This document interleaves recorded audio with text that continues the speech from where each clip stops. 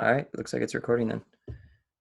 So there were two main things that I kind of wanted to talk about, two main sections, and that was first why you think it's important, um, or why we think it's important that people search and seek for those bigger answers, to big questions like why are we here and what are we doing on Earth, and then why you and I both individually became Christians.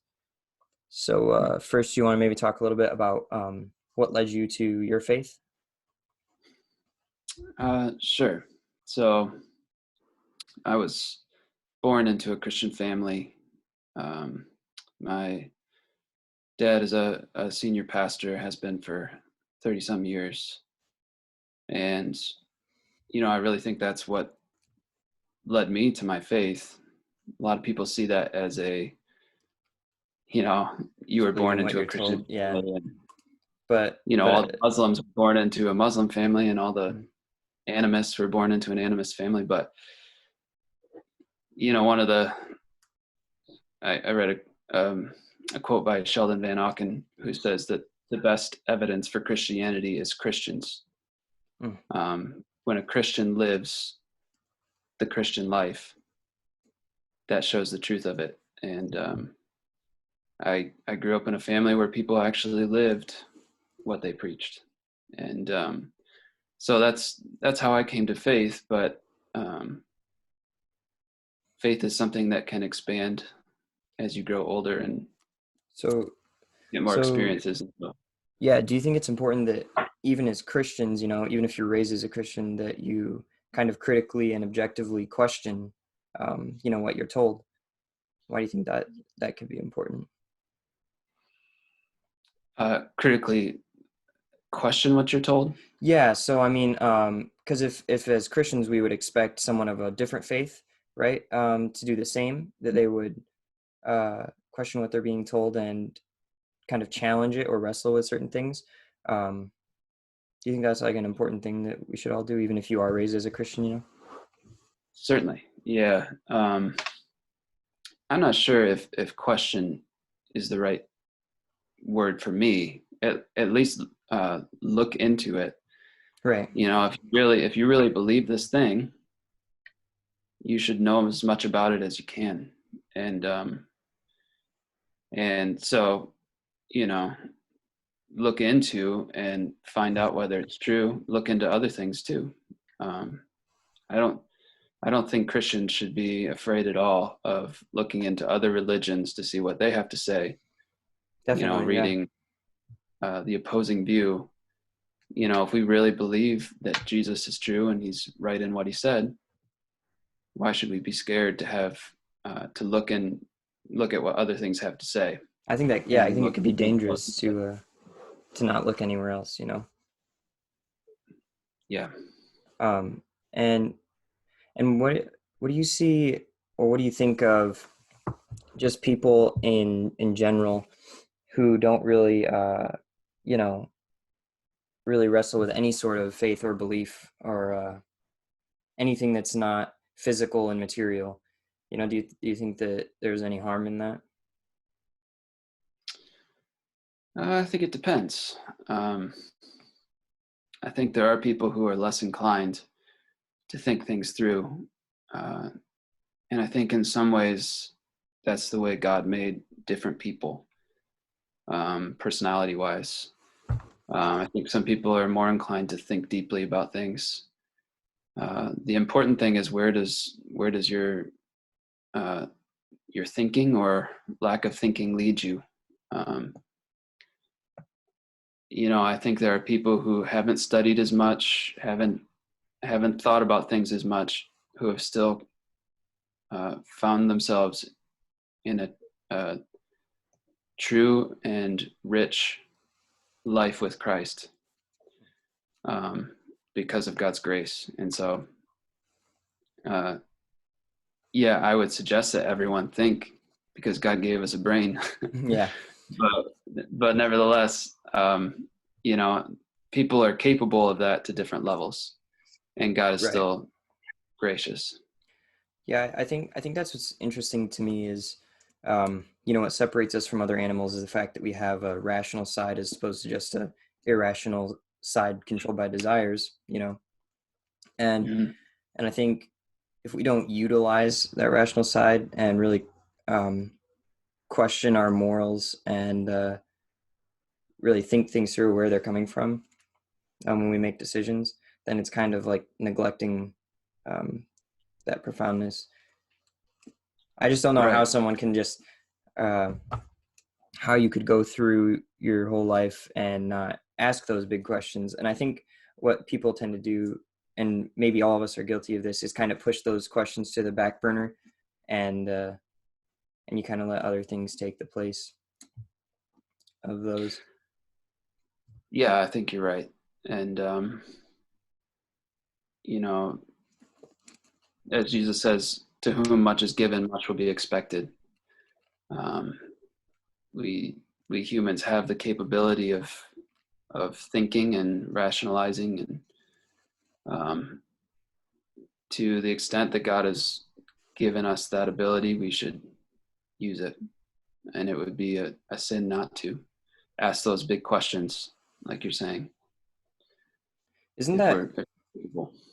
that's one thing I find interesting is like um, things that we would talk about or ways that you should live based on Christianity. Um, I think a weird thing that happens is that when Christians try to apply those things to people who aren't Christians, it's like if they don't believe those, then you can't really argue those based on faith. You'd have to argue it based on um, reason, which is I think where maybe that judgmental stereotype comes from with Christians. Get a bad rap for being judgmental and Yeah, there is a verse. This is at the end of 1 Corinthians 5, where Paul says, "Who am I to judge those who are outside of the church?" right. No, it's not That's really good. my job or even my concern. Um, he goes on to say, "Should we not judge those who are in the church?" Meaning, not that we should be judgmental at all, Right. but that if people are sinning, saying that they're committed to Christ, and then continuing to sin, the church needs to do something about it. Because then it's Um, hypocritical. yeah, but I do think that we tend to hold people to expectations um, that are illegitimate if they don't even Right, if they're not believe. Christians, right? Because it's like, well, why would that thing be bad sometimes? And of course, you Yeah, can make other arguments that aren't based on faith, and that's what you kind of have to do. I think it's most important that we would lead by example and just let the way we live and the love we show be more important than being judgmental of the rules that we have, the rule sets. but still, I do think um, there is a natural law. There are things that people know are right and wrong. Inherently good and evil within us, right? So it's not I like you're think born not without as any sense of that, is what you're saying. Yeah. For instance, if you were to read Romans 1, Paul goes into, you know, that God has made himself known in creation, and his expectations for people he's made evident. And yet people chose to disregard God and worship idols instead. And so their minds were darkened, and they don't, this has led them to an immoral life. Um, and so yeah, it's not my job as a Christian to judge people or to put expectations on them. But that's not to say that God won't. Right. I think that He will. He is the judge of all the earth, and He will call people to account whether they, you know, believe in Him or not. And that's an interesting question I could ask you that I was kind of thinking on was like if I see life as kind of a test of um, you know us being put here and then trying to rebel against our human nature and live for God. and it's a test in that way, then shouldn't everyone at least know they're taking a test? Is kind of the thing I was thinking on. If you're born geographically somewhere else and um, maybe aren't exposed to it. I've asked this question a couple different times, a couple different people, and I don't know if anyone really has a good answer for that kind of thing, except maybe that there are some things that are self-evident within us and that we are expected to use our reason to kind of investigate and figure out what's the best answer. Yeah. So are you basically saying, what if people are born into a different country, a different Yeah, religion, different religion, yeah. never And then our have, religion would expect them to question it for themselves. And yeah. Paul says something interesting, and it could be debated what he even means, but um, he talks about this is Romans chapter 2. He says, "For it is not those who hear the law who are righteous in God's sight, but those who obey the law who will be declared righteous.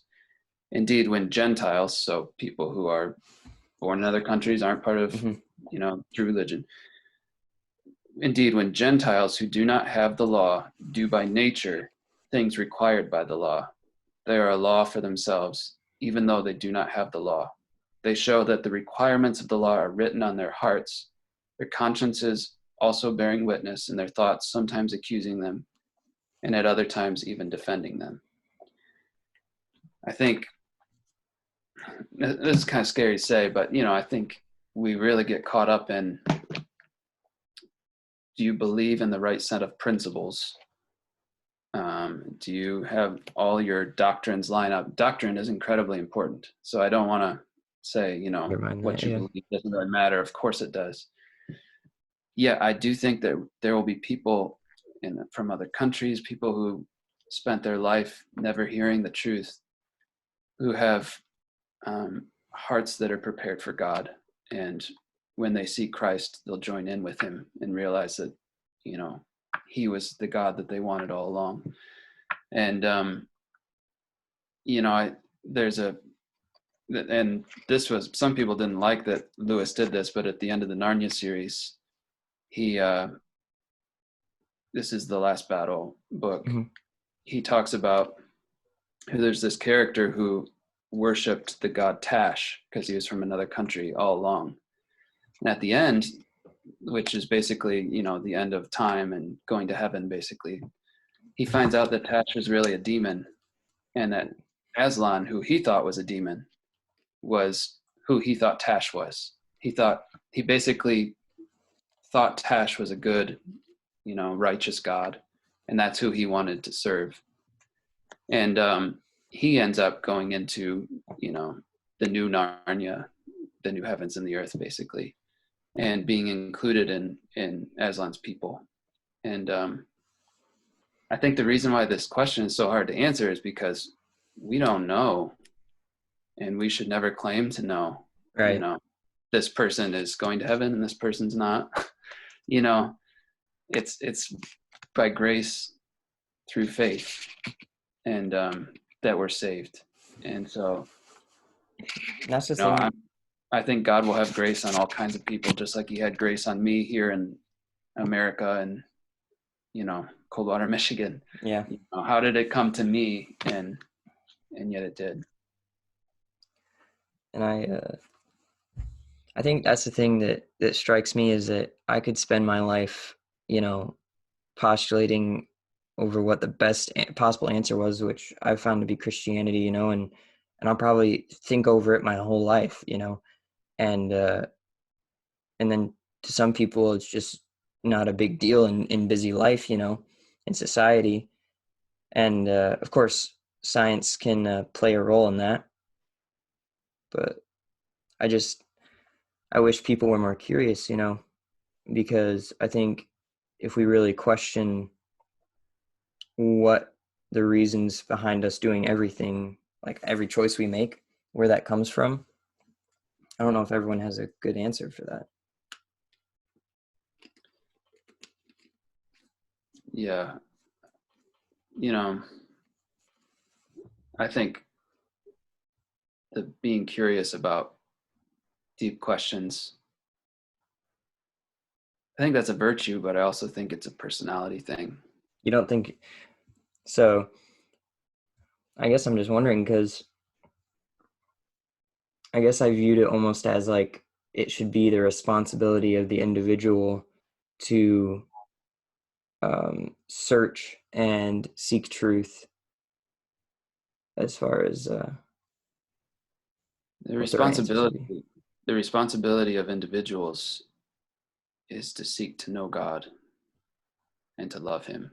And I think part of that will be looking as deep as you are able into the truth. Okay. So he is the truth. But, you know, I think it's about Jesus, not about the questions, if that makes sense.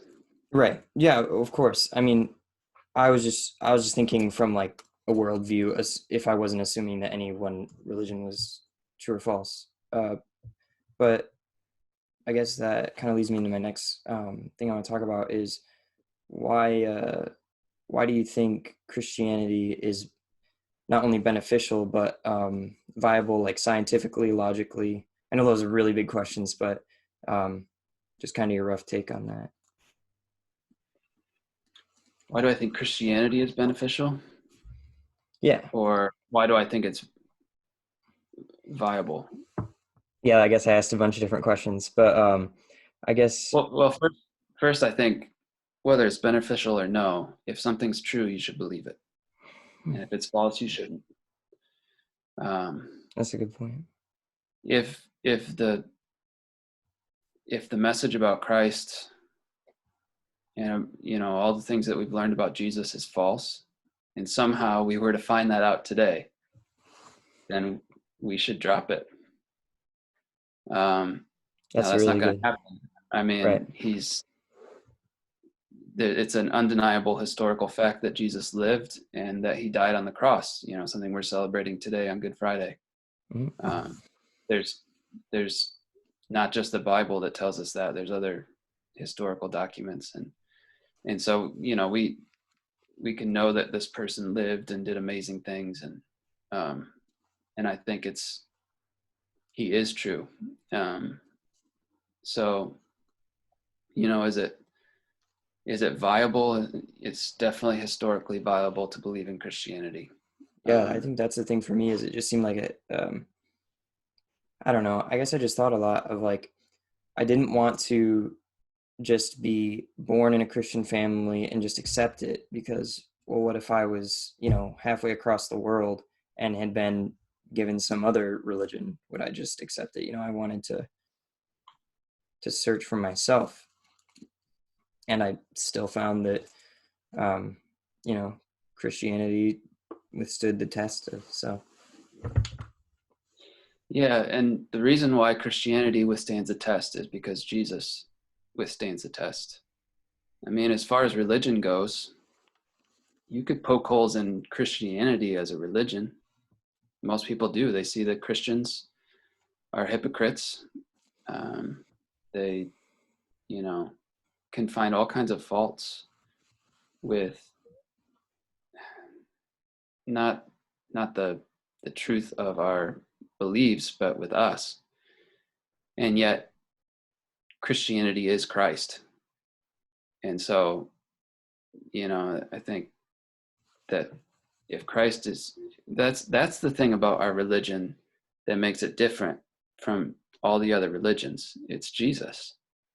No other religion has Jesus, Right. you know, and so that's that's why we can stake our claim is because of him and who he is, and that gives me a lot of comfort instead of being like, oh, I have all these sets of beliefs. This is who I am as this person with this religion and different practices and things like that. Hmm. No, I'm a person who believes in Jesus, and I think he is awesome enough to keep my faith. you know, um, I don't have to guess, which religion is the best because I know that he is the best, and there's been no one like him. Yeah, I guess that is comforting in itself. Is like if you read the Bible, the profoundness of the text itself is kind of evidence for that, because it's quite amazing when I read just like a little bit and I'm like, I could study this forever and probably still not grasp everything. Um, Yeah. and and I think that's no small thing. Um, and that kind of speaks to the uh, supernatural, metaphysical aspect of Christianity. Yeah. 66 books over thousands of years, or over 1,000 of years being written. And, you know, it all follows together on one thread, talking about one God and the plans that he's had throughout history, and it's still 2,000 years later after the New Testament applicable to our lives. It's incredible. There's nothing like it, for sure. So what should, like, this is kind of unrelated, but I was just thinking, what should be like the one key difference that people would notice in Christians, just in daily life? You think it's just like, because you hear a lot about, when at churches and stuff, you hear a lot about how we should be living different. We should be leading by example and showing love. And I would think that it would be love. Hmm. Love is, there's a verse in First John that says, even though no one has ever seen God, if we love one another, he's truly made known, in us. Um, love is love is what makes God known and makes the truth certain in people's minds and in their hearts. Um, that's why it's rare that you can argue someone into faith. Hmm. Yeah, that's an Um, interesting thing. it's not because what we have to say is not good enough. It's because people don't work that way. Right. Like if Um, you were arguing abortion, you couldn't argue the case of life just based on your religion. yeah, people's minds follow their will, and if they want something to be true, usually they can convince their mind to believe it.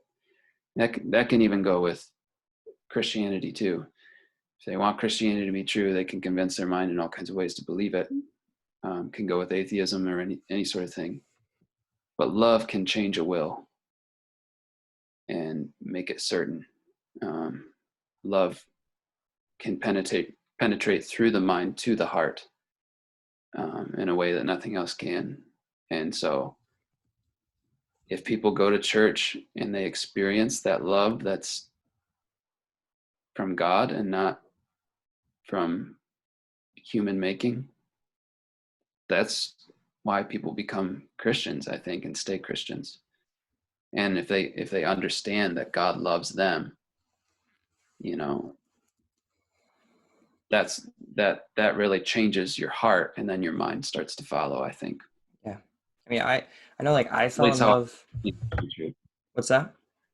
That's at least how I've seen it to be true Yeah. in people. I know I fell in love with Christianity, like the way it affected my life when I was living, trying to follow it, but that I kept feeling like I could not really just blindly follow it, have blind faith or whatever you'd say, until I tested it. I guess just challenged it using reason and science in a way that I could kind of make sense of it. Because you hear that the scientific community, a lot of them think it's a joke, nowadays. It's Darwinism and natural selection, which honestly, from what I can gather, you need more faith to believe and be an atheist than you would to be a Christian. Because, I mean, Christians have to explain for God and atheists have to explain for everything else in the universe. And Yeah, I do not like the term blind faith. no, Uh, faith and reason are not opposed. right. You have faith in someone or something because you have reasons for it. Right. You have a reason for it. And, you know, I think that, like I was saying earlier, you believe Christ because Christ is true. And if he's not, don't believe it. And so, as far as science goes, I mean, science is observable facts, right? At the end of the day, science won't answer it, but yeah, what science is what you can physically observe. And there's so much more. I mean, there's so much more to that, to the world, to the universe, to life, than what you can observe with your eyes and your senses. hmm. And that goes back to an argument, that was developed with Plato and Aristotle about how you can really know something. Is it by reason that we know things, or is it only through the senses? Um, and I think we so science looks at the world and they say, I can't observe God. I observe that this thing does this thing and things like that. And they use that to say, therefore, God does not exist. And that's cutting so much out, Hmm. and leaving so much unsaid and unthought. And they jump from what is observable to making a philosophical and theological statement. And science just can't do that. It's not science's territory.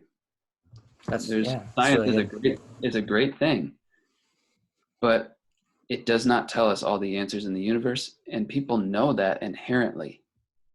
You know, um, if science gave us all the answers we needed, then none of us would act the way that we acted. Like, we wouldn't get up in the morning, and we wouldn't. So let me feel like I need to explain this. I read a book called The Stranger when I was in college, written by Albert Camus, and he was an atheist. And he basically, his main character is a guy who um, doesn't believe in anything. He's just a mass of materials, basically, of matter. And the first line of the book says, "Mother died today, or was it yesterday?" And the idea is like, nothing matters. Like, it didn't matter that his mother died. He walks around with, he's less than an animal. He has no desires, or no, like, higher desires. He's just a mass Right. Yeah. of matter. And people just do not live like that. That is not practical. We have reasons and goals and hopes and dreams. And science, none of that can be found in science. No, that's definitely been You an know? issue. Yeah. Understanding And why people would do things just out of a sense of duty, even when it's not directly for pleasure or things like that. Yeah. I think people who think there's a problem between faith and science generally don't understand the Bible either. Um, there's nothing in the Bible that says um, that like talks about science. Science wasn't invented when the Yeah. Bible was written. Let's just say that. And so it's not arguing against science. Um, the inerrant truth of the Bible is not scientific claims. And so it's not, the two are not at odds. Now, the conclusion that evolutionists come to, that God didn't create the world and everything made itself, that is anti-biblical. But it's also anti-science. Science can't go that far. All it can Right. say is, we observe this. Right. No, yeah. That's why I say it's also pretty much a religion, and even one with less historical basis. So I think you'd have to really have more faith if you observed it. But I think when people think they know something, I think that's what gets science in trouble, is when they stop searching. And it seemed like with Darwinism, that's what kind of happened um, to me. So Yeah. Um, This sort of idea was around way before Darwin. Um, and even during the time of when the church was being born in the first century, this was a huge idea that God's created the world and just left it be, and it runs all by its own. And it was in that time period when lots of people believed that Christianity grew and thrived. And so this is nothing new that the church is dealing with. It's like, Yeah. um, and it's really not a threat to the truth. Um, well, it is a threat to the truth if we allow it to be, but it doesn't need to be. Is what I'm saying. And why do you think our nation specifically strayed away from Christianity? I mean, like it was founded on Christianity. I was reading literature of our, colonial times, like the first American literature, and it was amazing just how much they depended on their faith. I mean, in fact, I would argue that our nation wouldn't have made it if it wasn't for faith. I mean, the first colonials came over to a harsh, cold winter and Indians that wanted to kill them, and you know, they were thankful to God. So, Yeah, I think that some of the founding fathers were true believers, and some uh, were not. Believed different things from what I've heard. mm, For instance, Thomas Jefferson, um, he was a deist, not a theist, as I understand it, and he actually has a copy of the Bible where he basically takes out all the miraculous stuff. Because this didn't happen. I don't know why he did that, um, but nevertheless, I don't know if our country is changing its religion or its culture. Um, and by that I mean that maybe since our culture is just changing, it seems more like our religion is changing when it's been going like this for a long time. mm. No, that's interesting.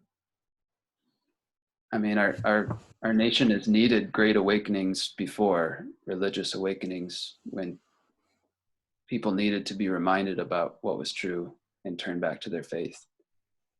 And I even think there was kind of one with Billy Graham in uh, the 20th century, turning people back to the Yeah, I faith. think that's fair. I mean, from what I've gathered, seemed to be a huge, huge thing. That whole era I've heard a lot about, so no, it's interesting. And people turn to God and then they fade away again. It's human nature. I mean, that's the cycle of Sinful. the Old Testament, right? Yeah. Yes, for sure. Oh, that's another interesting thing. I was thinking about, as long as we're talking about religions, uh, God's chosen people, right? The Jews. Where the Bible leaves off is quite interesting, I would think, because here you have God's chosen people who went through many trials and got their promised land, but at the end of the day, they deny their Messiah or Savior. And that was because he Most of didn't them did. restore their kingdom in a physical manner, I believe, or something along those lines. I think that the Jews did what they had done all along throughout their history, which was deny God and not live for him.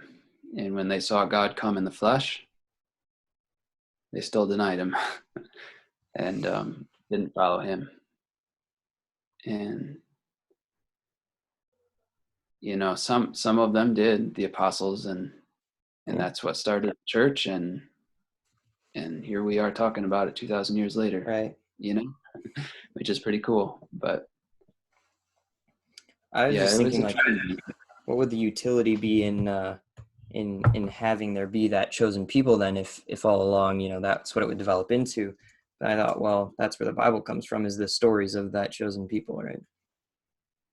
I don't know, it's just interesting thoughts. I think that God, I think you could almost say that God chose a person, Jesus, and it was his ancestors, that it was Mm. because he knew that Abraham's seed, his offspring, in a long distant line, the Christ would Oh, come. okay.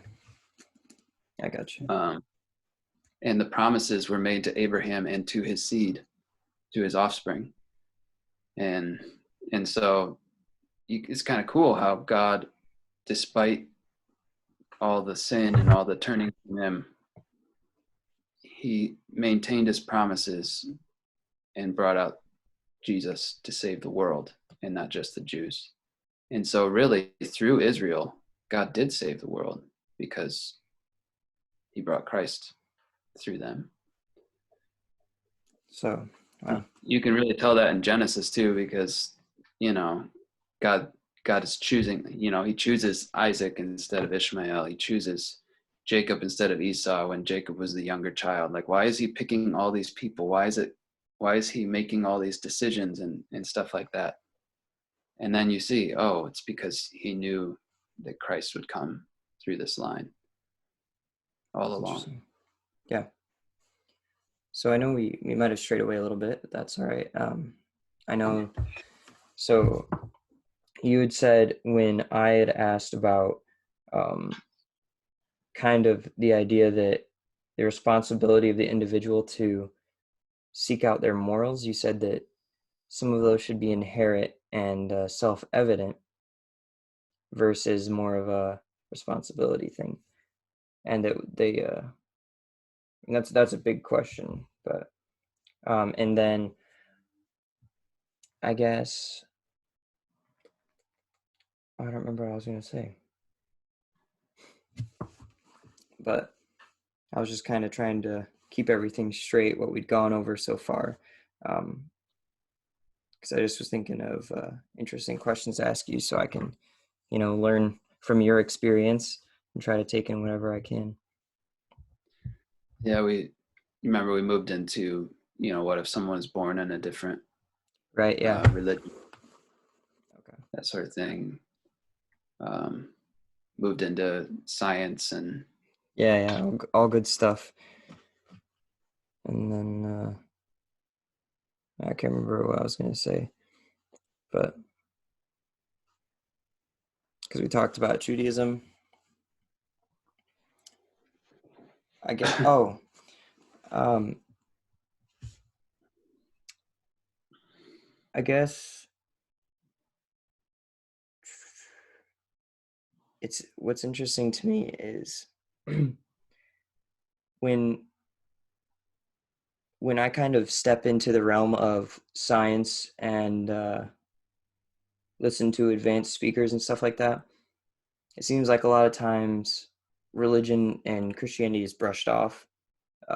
They treat uh, other things such as natural selection as scientific law, which is definitely not. I mean, it's in biological textbooks at school, at high schools, and what are your thoughts on that? Like, isn't that pretty dangerous?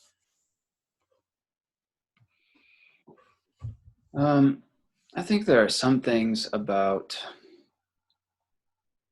evolutionary science that we shouldn't brush off. Well, definitely, yeah. I think that Christians have a tendency to do to the scientific community what scientific community Yeah, does no, that. that's fair. And I Um, guess what I was trying to say was more specifically the naturalist theory, thinking that we came from nothing, basically. That's what I was getting at. That seems to be well, more and what he accepted as did, fact. God created the world out of nothing, um, ex nihilo, so to speak. But I do think there's something like um, it seems obvious, that say if the drafts are in a place where they need to reach taller trees to get leaves to eat, and shorter drafts die off, and the taller drafts live on and mate, that drafts are going to get taller over time. Yeah, yeah, I definitely wasn't refuting natural Is that selection, but Yeah, isn't that like the basic idea of evolution? And they keep drawing it back further and further.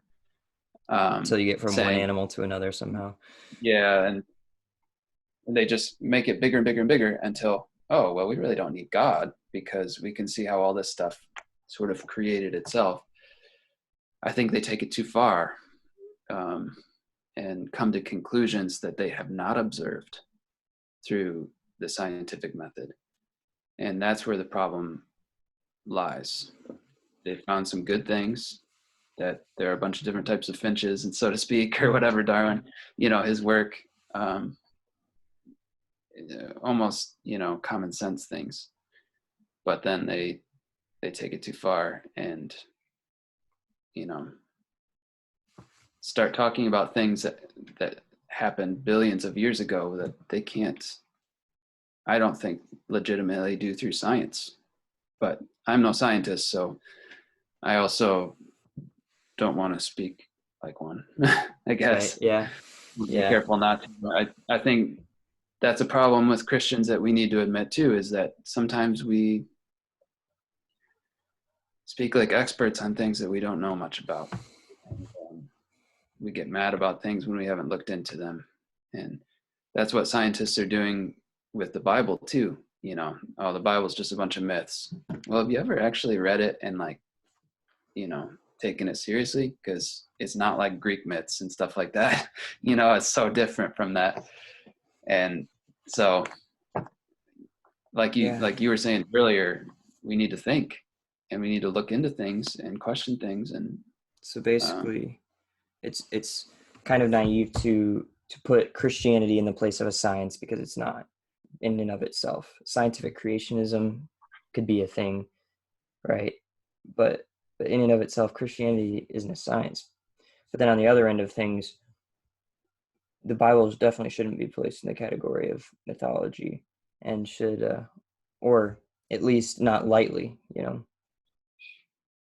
shouldn't be brushed off. well, certainly not. I mean, just look at the fact that all these ancient cities that the Bible talks about, we found through archaeology and stuff. Like, these are real places. These have been real people. There's kings that we can date these things with. Like, mythology does not do that. So Right. yeah, yeah. That's definitely different. I mean, the impact the simple fact that it had such a huge impact on the development throughout history of different nations. I don't know. I guess it's just interesting to me when I see different scientists, the way they speak, just so casually brush it off, as just myths. Yeah. Science can be a useful thing. Um, and it's cool that we can observe what God created and know more about it. you know Yeah. and if they don't care about the Bible and about the truth about Jesus, which is the most important thing, that doesn't mean that we can't learn from what they've learned and use it to love Jesus more. you know that's the beautiful thing about it. All things are ours in Christ.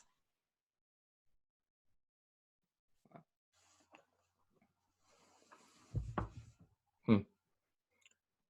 So, well, I think we just hit on a lot of everything, and maybe went out of the realm of religion and went into science and stuff like that. But no, that's Well, really good. that's what the point I was trying to make is, um, people make realms of science and religion as if they're, you know, not both in God's hands, when they are. They're both God's territory. All truth is God's truth, and even scientific truth. Do you think that God abides by some sort of physics, or do you think he created the physics? I think He created the physics. He is a spirit, and I don't know this, but I've thought often that probably the physical realm is this little tiny little space, if space is a physical term, but space inside the spiritual realm. And sometimes the spiritual realm can, get inside the physical realm and make a difference. But we we see our universe as like the thing, the physical universe, when Right. really, it's, I think, the spiritual that's more important. And the cool thing about humans is that we are the only creatures that are of both realms, physical and spiritual. God really made us special in that way.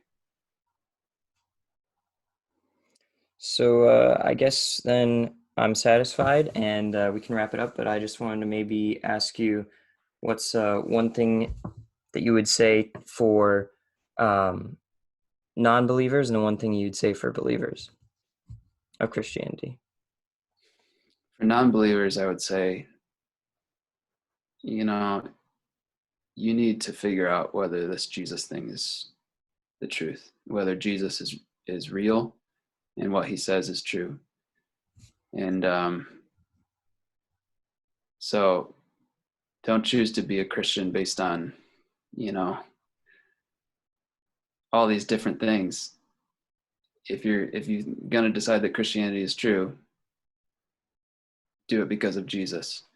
Look into him, figure out if he's real or not, the real deal. And what would I say to Christians? Yeah. I would say, be humble, Mm. be humble. And we're not saved because we know a bunch of stuff. We're saved because God had grace on us. And if we can't treat people who don't know what we know with that same grace, then there's something wrong. The approach to it. Mm-hmm. That's really good. All right. Well, thank you so much for talking with me. Yeah, that's fun. Yeah, learned a lot. So thank you very much. Yep. See you, Ashton. Oh wait, hold on just a